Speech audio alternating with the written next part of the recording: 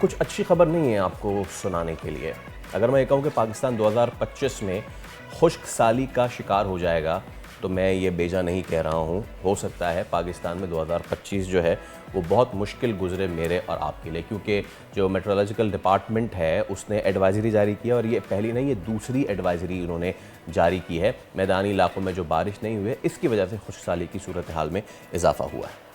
यकम सितंबर से जनवरी के दौरान पाकिस्तान भर में मामूल से 40% कम बारिशें रिकॉर्ड की गईं। बारिशों की कमी के बायस मौसम गर्मा भी जल्द आने का इम्कान है। पीडीएम के मुताबिक सिंध में 52% और बलूचिस्तान में 45% कम बारिश रिकॉर्ड की गई, जबकि पंजाब में बारिशों में 42% कमी हुई है। एब्सोल्युटली। अब इसी पे हम बात कर लेते हैं। माहिर माहौलियात मरियम शब्बीर ने आज हमें ज्वाइन किया। अस्सलाम वालेकुम Maryam, thank you so much for your time, बहुत शुक्रिया आपका। Not a very pleasant news के पाकिस्तान में बारिशें नहीं हुई हैं और आगे भी होने का इतना ज़्यादा इम्कान नहीं है। 40% कम बारिशें हुई हैं। मरियम, हम किस तरफ देख रहे हैं? What are we looking at? क्या मामला बहुत ख़राबी की तरफ जानिब जा रहे हैं इस साल? जी देखिए, अगर मैं ये ड्राउट लाइक कंडीशन या वाटर स्कैर्सिटी की बात करें तो ये बहुत साल पहले रिसर्चेज आई थी जो इन्फॉर्म कर रही थी कि पाकिस्तान में 2025 तक पाकिस्तान खुश्क साली का शिकार हो जाएगा अगर हमने अपने पानी को मैनेज ना किया। एक तरफ आप देखें कि गर्मियां होती हैं तो बहुत ज़्यादा फ्लडिंग हमारे यहाँ होती है, बहुत सैलाब आते हैं, पानी पानी से पाकिस्तान भर जाता है बरसात के मौसम में या अनप्रेसिडेंटेड रेनफॉल होता है। और दूसरी तरफ आप देखें कि क्लाइमेट चेंज की वजह से बिल्कुल ही बारिशें नहीं हो रही हैं और खुश्क साली जैसे मनाजिर हैं। तो एक तो क्लाइमेट चेंज की वजह से ऑफ कोर्स आपका ये कंट्रीब्यूट फैक्टर कर रहा है कई सालों से और आगे भी करेगा। आई रिमेंबर कि मैंने 2018 में ये आर्टिकल लिखा था जिसमें वाटर के बारे में बात की थी कि 2025 तक जो रिसर्चेस को कोट करके बताया था कि ये हो जाएगा। आई डोंट थिंक सो कि ये एक न्यू इन्फॉर्मेशन है, बट हाँ, हमारे जो इदारे हैं अनफॉर्चुनेटली जो क्लाइमेट चेंज या उससे रिलेटेड इदारे काम कर रहे होते हैं वो बहुत लेट आपको इन्फॉर्म कर रहे होते हैं। आप एग्जैक्टली। तो जो रेलिवेंट इंस्टीट्यूशंस होते हैं वो उस तरह से फिर काम नहीं कर पाते हैं। तो जो सिचुएशन अभी जो बताई जा रही है ऑफ कोर्स इससे आप देखेंगे जो मेजर आपके सिटीज हैं खासतौर पर कराची, लाहौर, रावलपिंडी, इस्लामाबाद, इनमें तो आप देखिए पानी के मसाइल वैसे भी रहते हैं गर्मियों में। आप जब भी गर्मियां आती हैं जी। तो पीने का पानी जो है वो टैंक्स में लेना पड़ता है। टैंक माफिया बहुत स्ट्रांग होता जा रहा है। तो अब बारिशें बिल्कुल हुई नहीं है जो पिछले 4-5 महीनों से, और जो फोरकास्ट बताई जा रही है वो यही बताई जा रही है कि आगे भी यही चांसेस है कि नहीं होंगे। तो ऑफ कोर्स आपके इम्पैक्ट जो है वो वाटर स्कैर्सिटी के, खुशहाली की तरफ इस तरह के इम्पैक्ट, इस तरह के क्राइसिस आपको देखने को डेफिनेटली मिलेंगे। वैसे मरियम, अभी जो आपने सारी बातें की हैं और हमने ओसी में भी चीज़ शेयर की है कि भाई खुश्क साली का शिकार है पाकिस्तान, ऐसे में पाकिस्तान में जो मौजूदा पानी के ज़खायर हैं उन पर क्या असर पड़ेगा? जी, जो पाकिस्तान में पानी के ज़खायर हैं अनफॉर्चुनेटली जो डैम्स वगैरह ख़ासतौर पे हमारा मेजर रिसोर्स मैं बताती चलूँ कि पाकिस्तान में मेजर जो है वो बारिशें रिसोर्स हैं पानी का। इसके अलावा आपके जो रिवर्स हैं वो आपके रिसोर्स हैं पानी के, और इसके अलावा आपके जो ग्लेशियर मेल्टिंग से पानी आता है वो रिसोर्सेज़ हैं। तो बारिश तो सबसे पहले आप देखें जो नहीं हो रही है तो वो तो आपका रिसोर्स इम्पैक्ट हो ही रहा है। जो पानी ज़ख़ीरा करने के हमारे ज़राए थे जैसे कि हमारे तरबेला, मंगला डैम वगैरह थे, उनकी कैपेसिटी कई सालों से ख़राब हो गई हुई है। उसको टेक्नोलॉजी को यूज़ करके उसकी कैपेसिटी को एनहांस करने का कोई तरीका नहीं है, या मिनी डैम्स मज़ीद अगर बनाए गए हों तो इस पे कोई नहीं है। इसके अलावा बहुत सारी बेस्ट प्रैक्टिसेस होती हैं जो शहरों में प्रैक्टिस की जा सकती हैं, जो कि देहातों में प्रैक्टिस की जा सकती हैं। बहुत सारे स्टेप्स हैं जो कि पाकिस्तान के मुतल्लिका इदारे इम्प्लीमेंट करवा सकते थे लेकिन नहीं करवाए हैं। तो जो सिचुएशन पानी ज़ख़ीरा करने की आप देखें कि सबसे बड़ा प्रॉब्लम पाकिस्तान में तो हमारा है ये है कि हम पानी को मैनेज नहीं कर पाते हैं, यानी कि हम पानी को यूज़ उसका तो उसका सस्टेनेबल यूज़। मरियम, आपकी बात से क्या मैं एज अ ले मैन ये अखज़ कर सकता हूँ कि मल्टी प्रोंग्ड प्रॉब्लम है ये? इट्स नॉट ओनली अबाउट बारिशों का कम होना। बारिशें कम भी होंगी जिसका मतलब है कि गर्मी पहले आ जाएगी और हो सकता है कि गर्मी ज़रूरत से ज़्यादा भी हो। Are we looking at some heat wave as well? और मसला ये भी है कि हम पानी मैनेज भी नहीं कर पाते। उस पर एक और मेरा सवाल ये भी है कि अभी रिसेंटली आपकी नज़र से भी गुजरा होगा कि इंडस रिवर से हम मज़ीद कैनालिंग कर रहे हैं, मज़ीद कैनाल्स निकाल रहे हैं। अफोर्ड कर सकते हैं हम ये करना?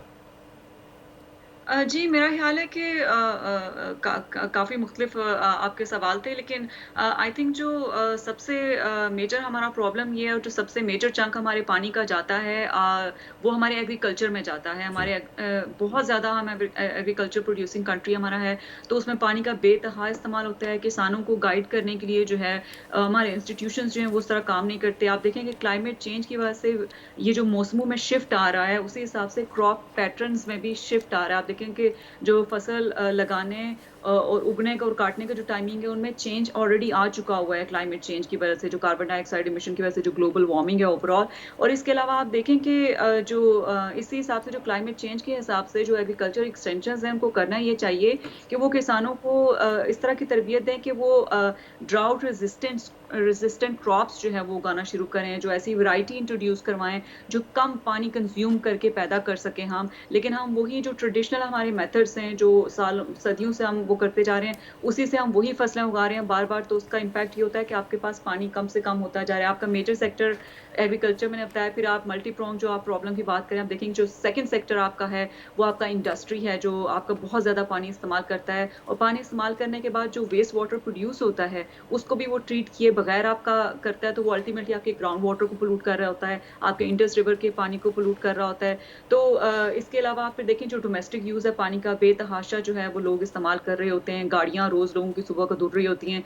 तो ऑफ कोर्स ये जो क्लाइमेट चेंज है, इसकी वजह से अनप्रेसिडेंटेड रेनफॉल होता है, साथ ही साथ बारिशें ना होना भी एक उसका इम्पैक्ट होता है, और उसी का इम्पैक्ट जो है वो हीट वेव्स भी हम हर साल देखते हैं, जो ग्लोबल वार्मिंग की वजह से आपका इम्पैक्ट है। तो हीट वेव की वजह से पानी भी दस्तयाब नहीं होगा, तो ऑफ कोर्स आपका जो है वो इशू एग्रीवेट करेगा, लोग ज़्यादा बीमार पड़ेंगे। बहुत क्राइसिस इस तरह का हमारा हेल्थ का, और हॉस्पिटल्स में हमेशा की तरह गर्मियों में आप एक्सपेक्ट कर सकते हैं कि फिर से वही होगा। आई डोंट थिंक सो कि चंद महीनों में आपकी सिचुएशन इतनी अच्छी हो जाएगी, या मैनेजमेंट या पानी की प्रैक्टिसेस इतनी अच्छी हमारी हो जाएंगी कि हम इस पे कर सकेंगे। इसके अलावा देखें कि ग्राउंड वाटर से जी। आप जो हम पानी निकालते हैं, जो कुएं घर घर में होते हैं, उसकी हम्म। कोई रेगुलेशन पाकिस्तान में नहीं है। तो आई थिंक मूविंग फॉरवर्ड जो है, एक तो रेगुलेशन जो ग्राउंड वाटर की उसकी होनी चाहिए, क्रॉप रेजिस्टेंट जो है, जो ड्रॉट रेजिस्टेंट क्रॉप। क्लाइमेट जी। रेजिस्टेंट ड्राउट रेजिस्टेंट क्रॉप्स उगानी चाहिए। इसके अलावा जी। जो अ, शहरों में इलाके हैं खास, जी वहाँ पे जी पानी एग्जैक्टली टैक्स मरियम, लगाना। मैं आपसे अभी यही सवाल करने वाली थी कि ज़राअत का तो आपने बता दिया काफ़ी डिटेल में, अब हमें पता भी चल गया है, तो हम शहरों में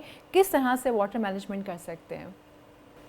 जी, एब्सोल्युटली शहरों में भी काफ़ी ज़्यादा पानी ज़ाया होता है। एक तो एग्ज़ाम्पल मैंने आपको दी कि जो गाड़ियाँ रोज़ लोगों की धुल रही होती हैं, इसके अलावा जो लॉन पे पानी बहुत ज़्यादा वेस्ट कर रहे होते हैं। ख़ास तौर पे आप देखें कि घरों में कुछ लॉन तो जो 1% हमारा अमीर तबका है शहरों में, उसके होते ही होते हैं। लेकिन आप ये देखें कि गवर्नमेंट बिल्डिंग्स जो होती हैं, यस। उनके इतने बड़े-बड़े लॉन्स जो हैं, उनको मेंटेनेंस करने के लिए इतना पानी उस पे स्प्रिंकल किया जाता है, जो इवेपोरेट हो के ज़ाया आपका हो रहा होता है, ग्राउंड वाटर में उस तरह जा रहा होता है। तो आई थिंक जो सस्टेनेबल प्रैक्टिसेज़ हैं, हमें उनको इन्फोर्स करने की ज़रूरत है, उनको इम्प्लीमेंट करने की ज़रूरत है। और आई थिंक गवर्नमेंट्स जो हैं एज़ एन एग्ज़ाम्पल सेट करने के लिए वो खुद अपने जो उनके डिपार्टमेंट्स होते हैं, जो उनकी बिल्डिंग्स होते हैं, ऑफिसेज़ होते हैं, उसमें जो है जो लॉन मेंटेनेंस पे बहुत ज़्यादा आप पानी ज़ाया करते हैं, उसके बजाय आप इंडिजिनस कुछ ट्रीज़ लगा दें, उनको जो पानी दरकार होता है आप सिर्फ वही दें।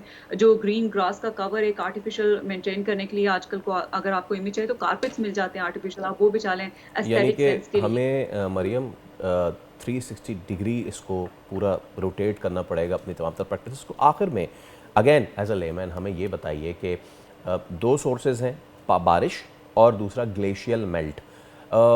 तो क्या इस साल ग्लेशियल मेल्ट को भी हम नज़रअंदाज करें क्या? क्या वो भी हमारे पानी की कमी को पूरा नहीं कर सकता? ऑब्वियसली जब there will be warm temperature, तो मैं ये समझ रहा हूँ कि अगर बारिशें नहीं हुई तो ग्लेशियल मेल्ट होगा। ग्लेशियल मेल्ट से जो पानी आ रहा है उससे कमी पूरी नहीं हो सकेगी? जी, अगर आप शुमाली इलाका जात में देखें, ख़ास तौर पर गिलगित-बल्तिस्तान के जी। इलाकों में, तो वहाँ पे तो बर्फ़बारी काफ़ी हो रही है। तो इसके अलावा आप जैसे ही गर्मियाँ आएँगी तो हम एक्सपेक्ट करें कि स्नो कवर बढ़ रहा है, तो उसके मेल्ट होने से कुछ न कुछ तो पानी आपको अवेलेबल होगा, लेकिन वो पूरे पाकिस्तान के लिए सफिशिएंट पानी नहीं है। आपके ग्लेशियर्स जो ग्लोबल वार्मिंग की वजह से मेल्ट हो चुके हैं, उनके उनमें इतनी ज़्यादा कैपेसिटी नहीं है, वो इतने उनका रिज़र्वायर एक तरह से कह लें कि हमारा ग्लेशियर का नहीं रहा है कि वो पूरे मुल्क को पानी मुयस्सर कर सके। हाँ, हम एक काम ये भी कर सकते हैं कि जो इंटरनेशनल कोऑपरेशन है, एक तो दुआ करें कि बारिश हो जाए, लेकिन दुआ के अलावा अल्लाह मियाँ ये भी कहता है कि ज़मीन पे भी कुछ इक़दामात और कोशिश करें, तो दरख्त लगाएं इंडिजिनस, काफ़ी उससे आपको काफ़ी फ़ायदा होता है यस, बारिशों में इजाफा करने के लिए। इसके अलावा इंटरनेशनल कोऑपरेशन बड़ा ज़रूरी है। आप देखें कि हम जो है इंडस रिवर शेयर करते हैं इंडिया के साथ, और आई थिंक दोनों ममालिक, पाकिस्तान को इस वक्त ज़रूरत है हाई कि टाइम, वो साथ मुल्क से बातचीत करे और सस्टेनेबली हम इंडस रिवर को एज अ होल दोनों कंट्रीज एब्सोल्युटली, किस तरह मैनेज कर सकते हैं एब्सोल्युटली, ताकि क्राइसिस की एब्सोल्युटली, सिचुएशन बिल्कुल। पैदा ना हो। तो ये बड़ा इफेक्टिव होगा और ऐसी सूरत हाल। मैं बिल्कुल भूल गया कि ऑब्वियसली ग्लेशियल मेल्ट सिर्फ सूरज से नहीं, वो बारिश से भी बहुत तेज़ी से होता है। बारिश नहीं होगी तो ग्लेशियल मेल्ट भी नहीं होगा। Maryam Shabbir, it was pleasure having you. दुआ कर सकते हैं कि अल्लाह करे हमारी कोई बात सुन ले और उस पर अमल, लेकिन थैंक यू सो मच। तो आपने देख लिया, ये तमाम तर पाकिस्तानी सुन लें, साल शुरू हुआ है, अभी बारिशें नहीं हो रही हैं। पीडीएम ने जो एडवाइजरी जारी की है, वो बहुत ही जो है वो अलार्मिंग है। अलार्मिंग है, पहली लेकिन शिशमाही में नहीं हुआ, दूसरी शिशमाही में भी बेहतरी का इम्कान नहीं है। जी, लेकिन सबसे जो सरप्राइजिंग बात यह है कि हम उसको अभी तक सीरियसली ले नहीं रहे हैं समहाउ। ये मुझे बात समझ में नहीं आ रही है, हालांकि बड़ा सीरियस वो यही होगा कि जब कोई चीज़ हो जाती है फिर हम आफ्टर serious माथ लेते जो है हैं। वो हम सीरियस लेते हैं। बिल्कुल। सब्सक्राइब करें और बेल दबाएं ताकि कोई खबर रह न जाए।